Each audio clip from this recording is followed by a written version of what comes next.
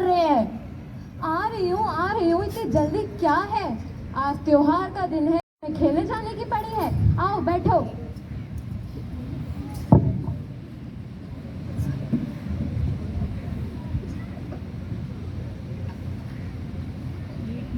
येन बद्धो बलिराजा दानवेन्द्रो माबलः तेन त्वां प्रतिबध्नामि रक्षमाचल।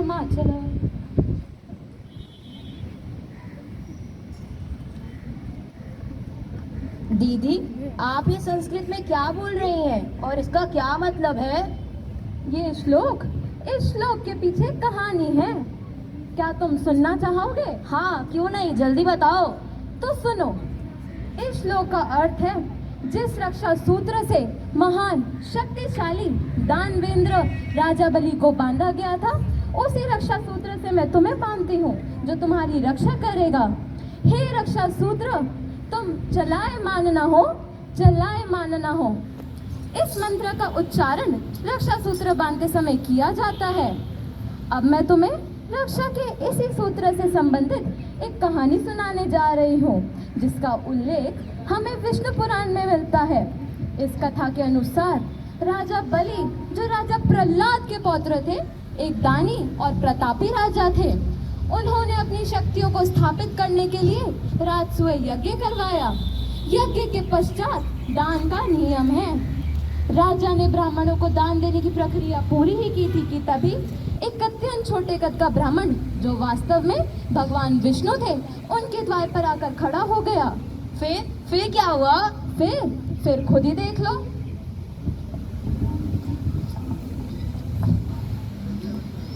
प्रणाम गुरुदेव, हमारा यज्ञ शांतिपूर्ण तरीके से संपन्न हो चुका है। यह भगवान विष्णु की ही कृपा से संभव हो पाया है। सही कहा राजन, आज का दिन तुम्हारे जीवन का अत्यंत महत्वपूर्ण दिन है। भिक्षाम देहि। राजा बलि, आप कहाँ हैं? ये भिक्षु आपके द्वार पे भिक्षा की याचना करता है। आप कहाँ हैं राजा बलि? आप कहाँ हैं? कहीं ऐसा तो नहीं राजा बलि का खोज खाली हो गया हो? भिक्षाम देहि।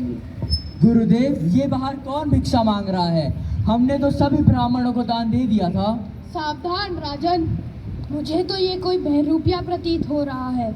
आप संभल कर रहे, कहीं ये देवताओं का कोई षड्यंत्र तो नहीं? गुरुदेव, आप चिंता न करें, यह तो एक साधारण सा ब्राह्मण है। ये राजा बलि से क्या मांग सकता है, और ऐसा कुछ नहीं है जो राजा बलि इसे दे नहीं सकता। राजन, मेरा कार्य तो आपको सावधान करना है। आप अपने निर्णय लेने के लिए स्वतंत्र हैं। ईश्वर आपकी रक्षा करे। आइए देखते हैं। प्रणाम ब्राह्मण देव, कहिए मैं आपकी क्या सेवा कर सकता हूँ? आपकी मुझसे क्या अपेक्षा है? राजन, मैं तो एक साधारण सा ब्राह्मण हूँ। मैं आपसे क्या मांग सकता हूँ? आप जो देना चाहें स्वेच्छा से दान में दे सकते हैं। ब्राह्मण देव, जो भी आपकी मनोकामना है आप उसे निर्भय होकर कहिए। मैं राजा बलि आपको वचन देता हूँ कि मैं उसे अवश्य पूर्ण करूँगा। राजन, यदि आप मुझे कुछ देना ही चाहते हैं तो मात्र 3 पग भूमि दान में दे दीजिए। इससे अधिक मुझे कुछ नहीं चाहिए। मात्र 3 पग भूमि? इसके लिए इतने आग्रह की क्या आवश्यकता थी?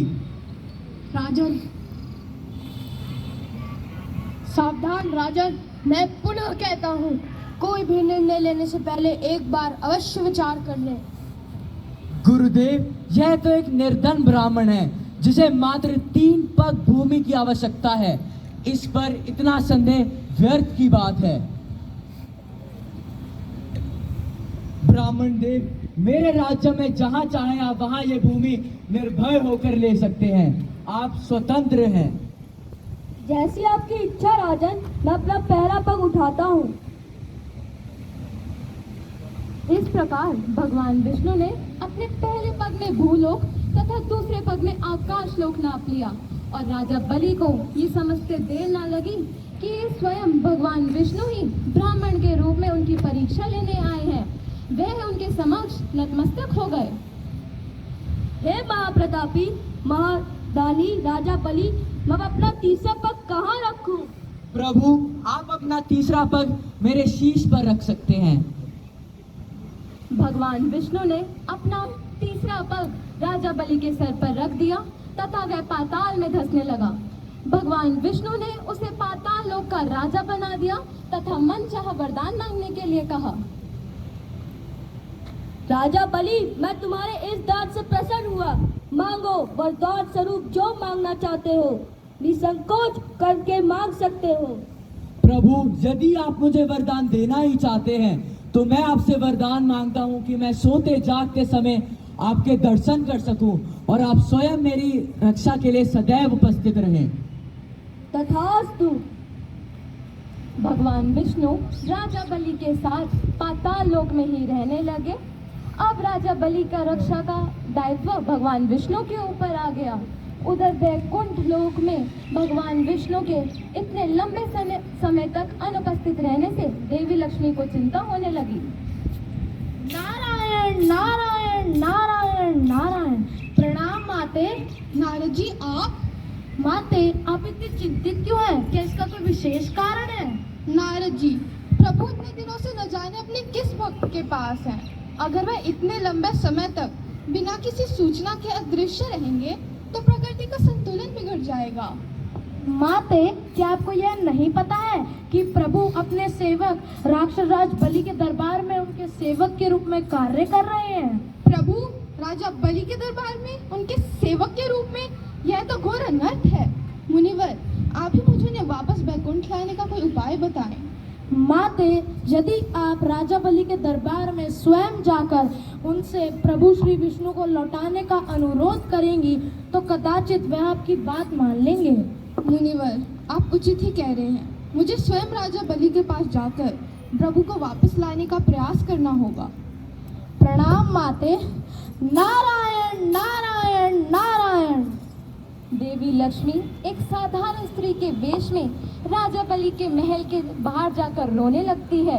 उनका रोना सुन राजा बलि उनके पास आकर उनसे उनके रोने का कारण पूछते हैं।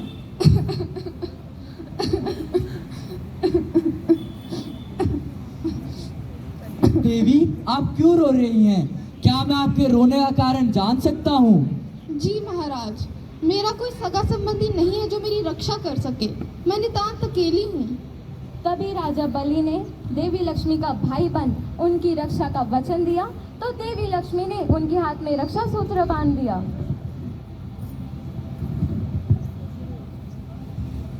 आज से आप मेरी बहन हैं। कहिए, मैं आपको उपहार स्वरूप क्या दे सकता हूँ? अगर आप मुझे कुछ देना ही चाहते हैं तो आप मुझे अपनी सबसे प्रिय वस्तु उपहार स्वरूप दे दीजिए। पर मुझे सबसे प्रिय तो ये मेरा रक्षक है, ये मैं तुम्हें नहीं दे सकता। तभी देवी लक्ष्मी अपने वास्तविक रूप में आ जाती है तथा राजा बलि से भगवान विष्णु को मुक्त करने की प्रार्थना करती है। राजा बलि, आपने अभी अभी मुझे अपनी बहन कहा है। मेरा उत्तरदायित्व अपने ऊपर लिया है। प्रभु भगवान विष्णु मेरे पति हैं और मैं आज आपसे उपहार स्वरूप श्री हरि को मांगती हूँ। देवी, मैं आपकी बुद्धिमत्ता से अत्यधिक प्रभावित हूँ।